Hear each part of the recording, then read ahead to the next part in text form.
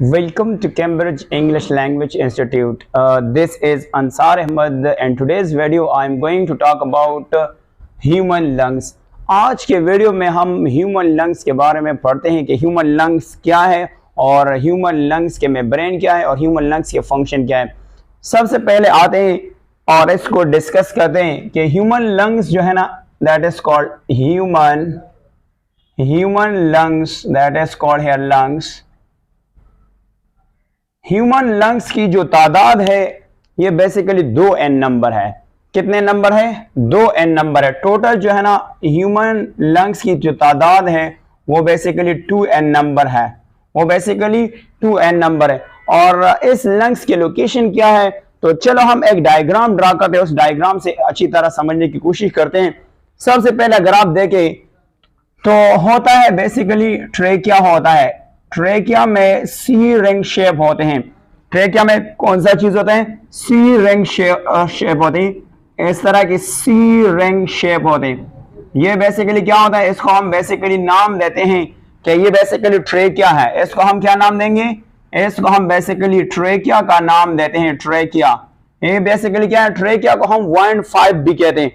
इस 1.5 से basically 2 tube निकले हैं। एक को हम अगर देंगे तो उसको हम ब्रोंकस कहते हैं। एक को हम क्या नाम देंगे? ब्रोंकस। और जो प्लूरल दोनों का नाम देंगे ब्रोंकाई। इस ब्रोंकाई को फर्दर और डिवाइड किया जाता है जिसको हम ब्रोंक्यूल्स का नाम देंगे। इसको हम बेसिकली ब्रोंक्यूल का नाम देंगे। और एंड में इसमें अलवेलाई सेक होते हैं। इस तरह के सेक्स होते हैं जिसको हम ईयर सेक भी कहा जाता है। ईयर सेक भी कहा जाता है। ये जो बेसिकली बना रहा है ना ये वाला, तो ये आपका हो गया राइट लंग्स। ये आपका कौन सा लंग्स हो गया? ये आपका राइट लंग्स हो गया। अगर हम लेफ्ट लंग्स को देखें तो हमारा लेफ्ट लंग्स कुछ यू तरह बनता है। अगर हम यहां से देखें कुछ यू तरह बनता है, दैट इज कॉल्ड, इस तरह के बना दिया। थोड़ा सा हमने छोटा बना दिया। इसका रीजन क्या है अभी मैं आपको रीजन बताऊंगा। सबसे पहले अगर आप यहां पे देखें, that is basically called here lungs. ठीक है, तो अगर हम यहां से इसको देखते हैं तो आपको इसमें मुख्तलिफ लोब्स नजर आएंगे। कौन सा चीज नजर आएगा? मुख्तलिफ लोब्स जो है वो आपको नजर आएंगे, दैट इज कॉल्ड लोब्स। और इनमें से आपको लोब्स नजर आएगा, that is called here lobes नजर आएंगे। ठीक है, अच्छा सबसे पहले अगर हम इस डायग्राम को देखें तो हम कहते हैं कि ह्यूमन में टोटल कितने लंग्स होते हैं? 2 लंग्स होते हैं। इसकी बेसिकली लोकेशन क्या हो, कहां पे होता है? तो ये हमारा बेसिकली थोरेसिक रीजन, ये चेस्ट कैविटी में मौजूद होते हैं। तो हम अगर इसकी बात करेंगे, इस लोकेशन की बात करेंगे तो हम कहते हैं कि यहाँ पे मौजूद होते हैं thoracic, that is called thoracic cavity में मौजूद होते हैं। थोरेसिक कैविटी में मौजूद होते हैं। इसके अलावा अगर दोनों मिलके तो ये ज्यादातर यानी लंग्स जो ऑक्युपाई करता है तो बेसिकली कौन सा जगह ऑक्युपाई करता है? एंट्रा थोरेसिक स्पेस, जो हमारा थोरेसिक कैविटी की जो स्पेस होता है वो ऑक्युपाई करता है। इसको हम कहते हैं intra thoracic, that is called thoracic space जो है वो ऑक्युपाई करता है। वो क्या करता है? ऑक्युपाई करता है। अब अगर आप दोनों को देखिए, ये दोनों जो है ना ये अनइक्वल साइज होता है। बेसिकली क्या होता है? ये अनइक्वल साइज होता है। इसको हम कहते हैं अनइक्वल साइज होता है। अनइक्वल साइज होता है।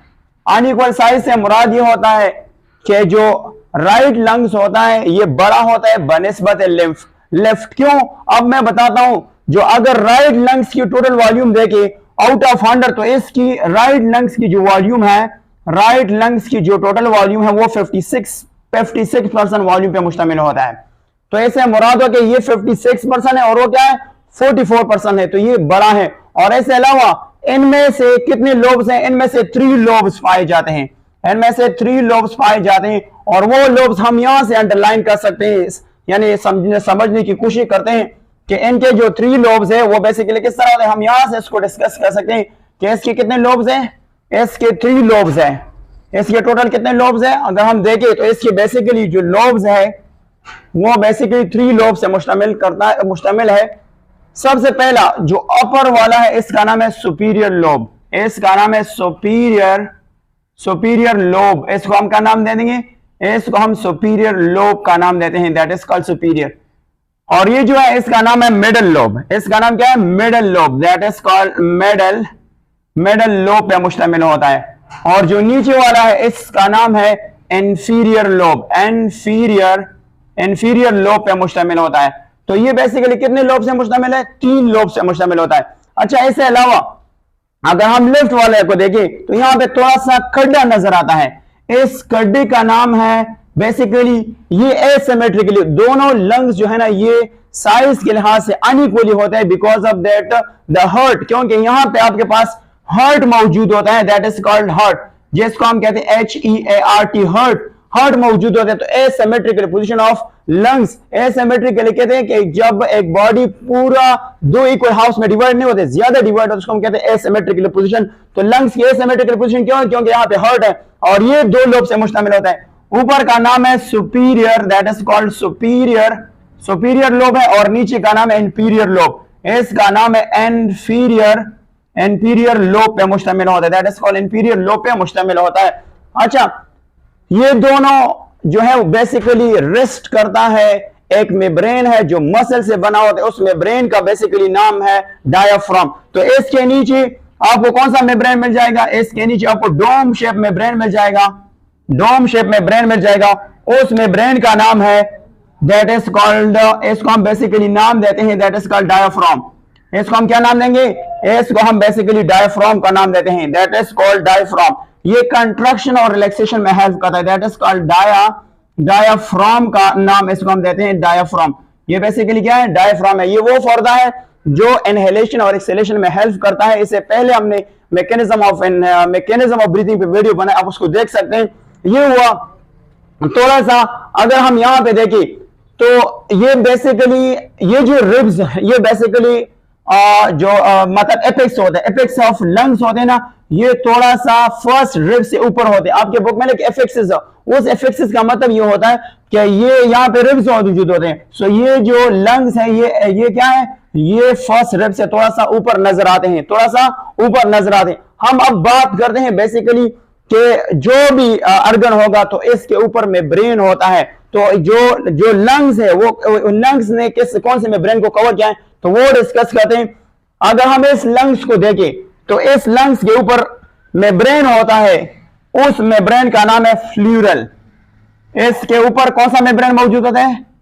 अगर हम यहां से इसको देखें तो इसके ऊपर मेम्ब्रेन होता है, उस मेम्ब्रेन का नाम है pleural membrane, that is called pleural, that is called pleura.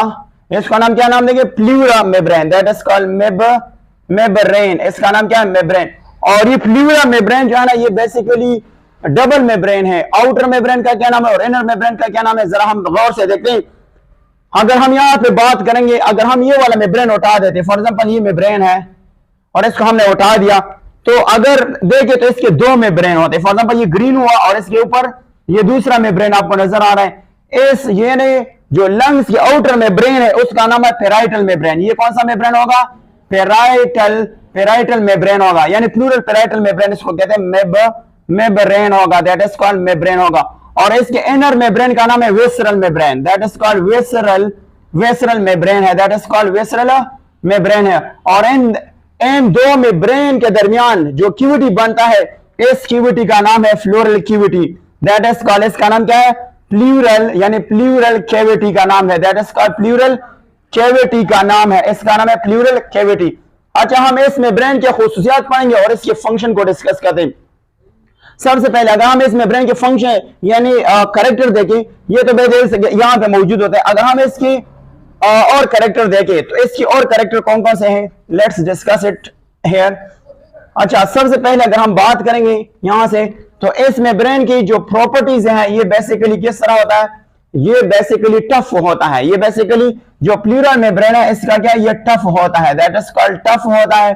इसके अलावा इसका दूसरा ये फ्लेक्सिबल होता है, दैट इज कॉल्ड फ्लेक्सिबल होता है। और इसके अलावा इसकी थर्ड प्रॉपर्टीज ये है कि ये ट्रांसपेरेंट मेम्ब्रेन है। ट्रांसपेरेंट मेम्ब्रेन से रेस या वाला जो है ये शफाफ होता है, जिसको हम कहते हैं ट्रांसपेरेंट होता है, ट्रांसपेरेंट मेम्ब्रेन है, जिसका नाम है ट्रांसपेरेंट मेम्ब्रेन है, जिसको हम क्या नाम देते हैं? अब हम की फंक्शन डिस्कस करेंगे। तो फंक्शन ऑफ प्लूरा क्या है? हम सबसे पहले बात करते हैं फंक्शन ऑफ प्लूरा की बात करते हैं। तो इसके बुक में लेके 3 फंक्शन करते हैं। सबसे पहला फंक्शन ये है कि ये प्रोटेक्ट करता है लंग्स की हिफाजत करता है। ये सबसे पहला क्या काम करता है? ये प्रोटेक्ट करता है lungs, that is called lungs. और इसका दूसरा फंक्शन ये है कि ये क्या करता है, स्टॉप करता है leaking air into the pleural cavity. क्या करता है, स्टॉप करता है, दैट इज कॉल्ड स्टॉप करता है leaking, that is called leaking air into the pleural cavity. Leaking air into pleural cavity, that is called pleural cavity. Cavity को क्या करता है, स्टॉप करता है। यानी यहां से जो एयर आता है अलविलाई में, तो ये बाहर नहीं जा सकते क्योंकि प्लूरल इसको क्या करता है, रोकता है। तीसरा ये है कि अगर आप इस प्लूरा के बाहर देखें तो यहाँ पे एक चेस्ट की वॉल होता है, तो इन दोनों के दरमियान फ्रिक्शन होता है। वो क्या करता है, फ्रिक्शन को रिड्यूस करता है। क्या करता है, तीसरा फंक्शन ये है कि ये क्या करता है, रिड्यूस करता है, रिड्यूस करता है फ्रिक्शन। फ्रिक्शन कहते हैं रगड़ बिटवीन व्हाट, रगड़ between, that is called between what, that is called lung, and we call it here lungs and the wall of chest। wall of chest के दरमियान जो वॉल है, ये जो वॉल है और ये जो लंग्स है, ये क्या करते हैं, इनके दरमियान रगड़ को, यानी रगड़ को क्या करते हैं, वो रिड्यूस करता है। तो ये था बेसिकली फंक्शन ऑफ प्लूरल जो एफएससी के टेक्स्ट बुक में लिखा है।